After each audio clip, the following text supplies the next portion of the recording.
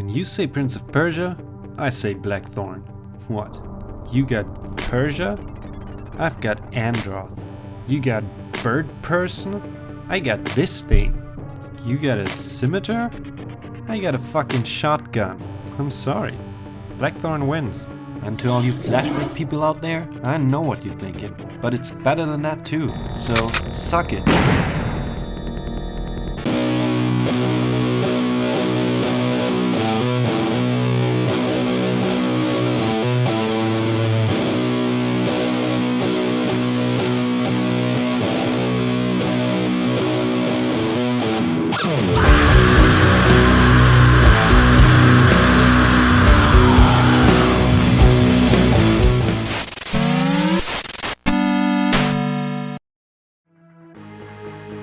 Blackthorn was released in 1994 for MS-DOS computers and the Super Nintendo.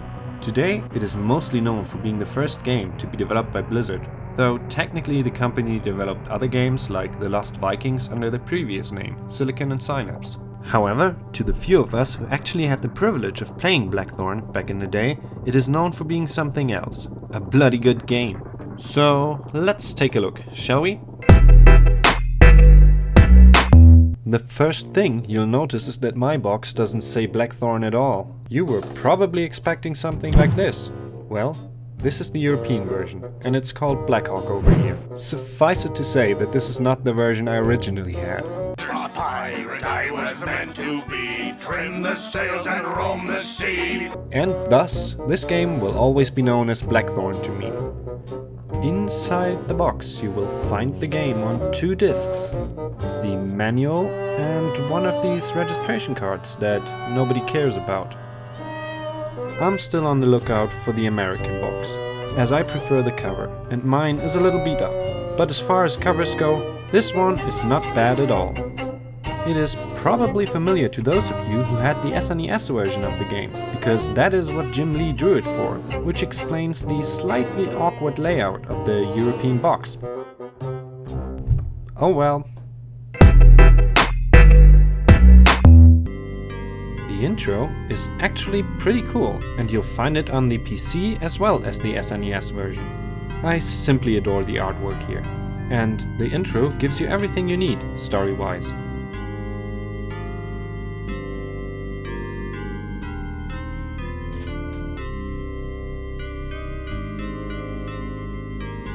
There's this evil demon guy called Sarlacc who orders an attack on some other castle to obtain some kind of lightstone.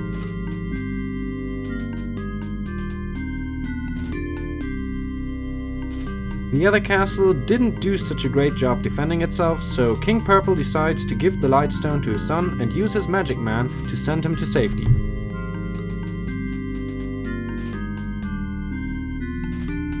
Great, now we know everything we need to know. Oh, okay, a little more exposition, I'm with you. So his safe place is Earth, where he will grow strong and will someday return. Cool. That was 20 years ago, and he's still waiting for a ride?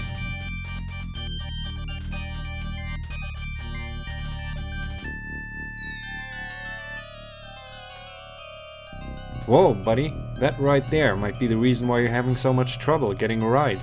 But we now get the whole story, right? Well, there's some more in the manual. But that's cool. Going a little more in depth is what manuals are there for, after all. So, what do we have here? In the manual, we learn that Tool, the planet of our hero, was once peaceful and ruled by a great sorcerer. That guy gets 2 sons, both of them equally fit to be ruler. Wise white wizard that he is. He swiftly resolves that conundrum by dying and turning into 2 stones, one light and one dark.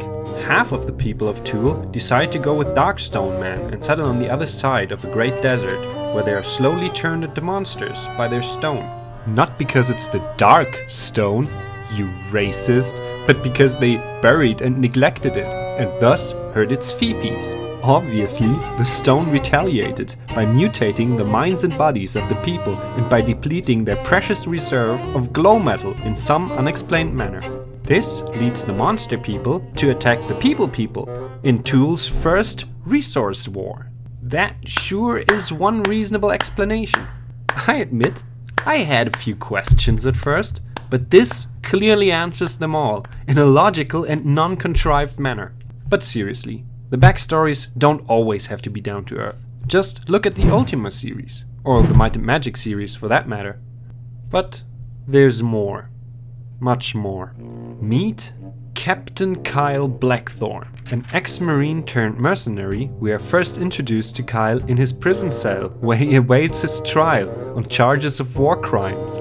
These charges might be trumped up by an African warlord that has some kind of beef with Blackthorn, though. In any case, he elbows a sergeant in the throat to escape from a cell, knocks out a few more people, and steals a chopper. This in turn leads the UN to try to nuke Kyle out of the sky, but he dodges the missiles, of course.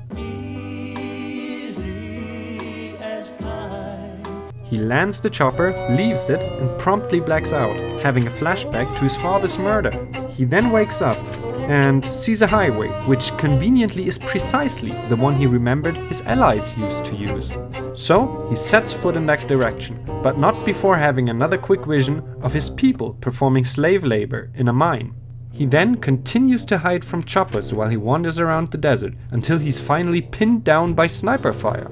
Apparently the warlord has sent a hitman after him, which he quickly resolves by being the better sniper. He has another dumb vision and is then teleported back to Tool. Here, the voice of the magic man quickly fills him in on what the people of Androth have been up to in the past few years. Which leads us to the end of the story. Finally. So, to recap, here we have a 15-page story about our maybe war criminal protagonist dodging UN missiles and sniper fire, stumbling through the desert in between blackouts, none of which has even the most tangential connection to the game itself. I fucking love it. This right here is why the world needs manuals, people. Blackthorn's gameplay should be familiar to anyone who's played the likes of Flashback or Prince of Persia. You traverse the levels through multiple screens without scrolling and with your movement locked to a grid. It's awkward as all fuck until you get the hang of it, and even then it can be a pain in the ass at times. My number one cause of death in this game is falling. By far. I've been to the motherfucking mountaintop, heard motherfuckers talk, seen them drop. Every time you die, you'll have to repeat your current level, but the lack of a life system also means that you can try as often as you like. There are passwords for each level, and the game even does this. Look at this! Why the fuck doesn't every game do this? Anyway, where was I? Oh yeah, your journey will take you through the mines of Androth, the Carillion Forest, a desert, and finally into Shadow Keep. Each of these 4 areas is divided into 4 levels, coming to a total of 16 levels plus 1 additional final boss stage. Technically, there are 4 additional levels set on a snowy mountain that were only ever released on a Sega 32X port of the game. Blizzard, however, in a burst of temporary insanity one must assume, engaged in some horrific and inhumane graphical experiments. In their no doubt darkest hour, they replaced Blackthorn's beautiful sprites with this pre-rendered bullshit. The results were, as you can see, so toxic that they transmit a rare strain of visual aids, and the CDC ordered all cartridges to be burned. Matter of fact, you should probably schedule a visit with your ophthalmologist after watching this. But seriously, I think the 32X version is an abomination that deserves to be no more than a footnote in this game's history. Blackthorn's original levels are not only visually appealing, but they are well designed. From the maze-like structure of the mines, to the vertical layout of the mammoth trees, from the sprawling wastelands of the desert, to the strong walls of Shadow Keep. All of them give the player a sense of progression and exploration in the world of Tool. The gameplay relies on the tried and tested combination of platforming, puzzle elements, and shooting, and does a good job at all of them. Puzzles are solved by finding and using several inventory items. You can use bombs to blow up doors and enemies like this one. That's satisfying, isn't it? There are flying bombs to get into those hard-to-reach places.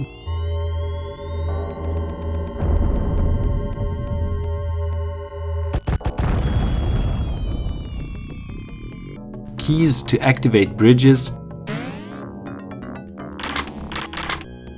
and even this levitator to reach higher ledges. The reliance on these items for progression, however, means that you can end up in a Walking Dead situation. So, don't waste your bombs, and don't forget to bring the key when you're done with the bridge. Shootouts work well too. The timing of the cover-based shooting system is a little tricky at first, but you'll get the hang of it.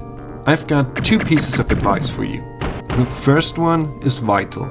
You can quickly get out of cover, shoot, and duck back into cover by pressing the shoot button while holding down the cover button. My second piece of advice is to roll past enemies on the edge of platforms to prevent them from pushing you down with their melee attack. Oh yeah, and then there's this. This has no use. It is dangerous. It almost guarantees to get you hurt. But it is one of the most epic ways to shoot a gun I've ever seen in a video game. Getting good at the shooting system is mandatory if you want to survive the later levels, so you might as well practice right from the beginning. Sometimes, faster reflexes mean you can save a few of your people from an untimely demise, who might even give you a health potion or some such nonsense. I, for example, spent a stupid amount of time trying to save this asshole, and he didn't even give me a word of thanks. The Androthi will rise again someday? Well, fuck you too, you cheap bastard. To do all of this shooting, you only ever get one type of gun, but what a gun it is. The shotgun not only looks cool, but it packs a punch. You will also get better shotguns throughout the game, ranging from Kyle's puny ass pump gun in the beginning to a fucking killing machine that can shoot explosive ammunition in rapid succession. I hope it's become obvious that I recommend playing this game if you haven't already, especially if you like Prince of Persia or Flashback. If you want to give it a try, you're in luck. You can get it for free on Blizzard's Battle.net platform. If you are looking for a physical version, however, keep this in mind. The SNES version has no blood in it. That may not be a problem for you, but it sure is for me. If there's one thing that boils my piss even more than people replacing beautiful 2D sprites with pre-rendered cancer, it's when they try to take my precious pixel violence away. Games are bad, they make you mad. Games are bad. That's the ticket. That being said, I think it's time to show you the ending of the game. Now, is that a cool looking boss monster or what? That motherfucker is pretty fucking metal. Matter of fact, he makes Doom's Cyber Demon look like a fucking pussy by comparison. But all in all, the final battle with the Sarlacc isn't that difficult once you know his pattern and what to do. You just roll around a little, shoot him in the face and bam, you're done.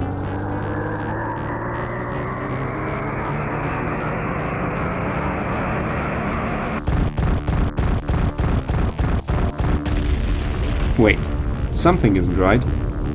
Something's missing.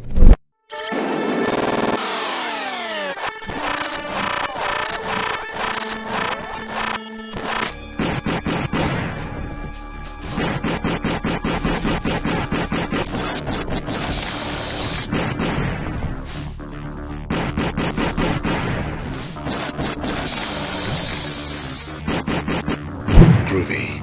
Aha. That's more like it. And with that, I bid you goodbye.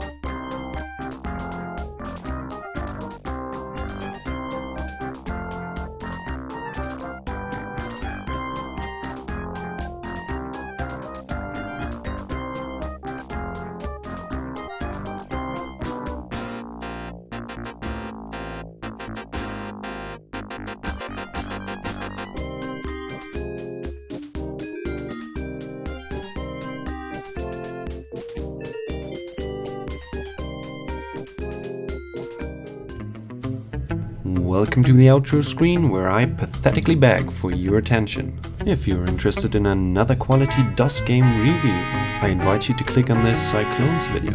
If you're interested in the hardware side of DOS gaming, I've got one of those videos for you too. Maybe drop me a few lines in the comments and all that good stuff. See you next time.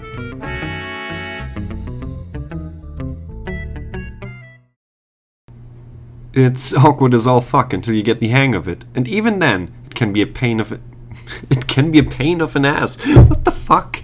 What the fuck is wrong with this? Why can't I say this?